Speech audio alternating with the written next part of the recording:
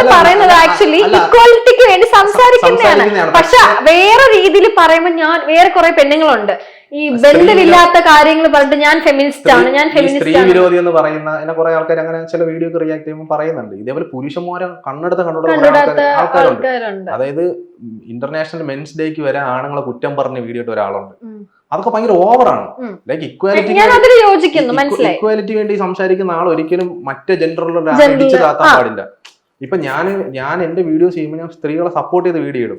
ഞാൻ പല ആധാരം കാണുന്നില്ലേ, ഞാൻ ഇഷ്ടംപോലെ വീഡിയോസ് ചെയ്തിട്ടുണ്ട്.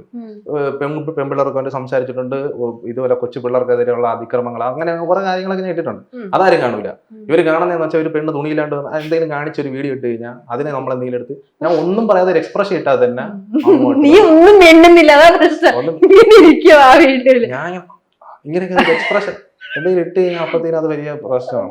ഇപ്പൊ ഞാൻ പറയുന്നത് വെച്ചാൽ ഫെമിനിസ്റ്റിന് ഇതെന്ന് പറഞ്ഞോണ്ട് ഞാൻ ആക്ച്വലി ഫെമിനിസ്റ്റ് എന്ന് പറഞ്ഞാൽ ഇക്വാലിറ്റിക്ക് വേണ്ടി സംസാരിക്കുക, ആണിനെ പെണ്ണിനെ ആണിനെ കാര്യമാണ്. പക്ഷെ കുറെ പെൺകുട്ടികള് എന്ന് പറഞ്ഞാ ആണുങ്ങൾ ഒത്തിരി കുറ്റം വേണ്ടി ഞാൻ ഫെമിനിസ്റ്റ് ആണ്, ഇറ്റ്സ് നോട്ട് എ ഫെമിനിസം, ഞാനത് ഫെമിനിസ്റ്റ് അങ്ങനെയല്ല ഒരു ഫെമിനിസം എന്ന് പറയുന്നത്. പെണ്ണൊരു കുറ്റം ചെയ്ത ചില ആൾക്കാരാണ് വലിയൊരു കണ്ണാടയൊക്കെ വെച്ച് മൂക്കില് മറ്റേ പശുവിന്റെ കയറൊക്കെ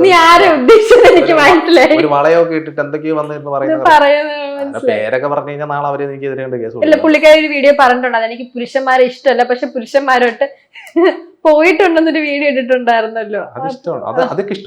പുള്ളിക്കാരി തന്നെ അതിനെനിക്ക് യോജിക്കാൻ പറ്റില്ല. കാരണം പുള്ളിക്കാരിക്ക് ആണുങ്ങളെ ഇഷ്ടമല്ല, ആണുങ്ങളെ വെറുപ്പാണെന്ന് സ്വന്തം അച്ഛൻ വരെ വൃത്തിയായിട്ടാണെന്ന് പറഞ്ഞിട്ട് ഒരു വീഡിയോ ഇന്റർവ്യൂവിൽ പറയുക ഞാൻ പല ആണുങ്ങൾക്കും പോയിട്ടുണ്ടായിരുന്നു, ഒരു 7 8 എന്നൊക്കെ എന്തോ പറയുന്നത്. വേണമല്ലോ, പട്ടിയുടെ അടുത്ത പൂച്ചയുടെ കാര്യമില്ല.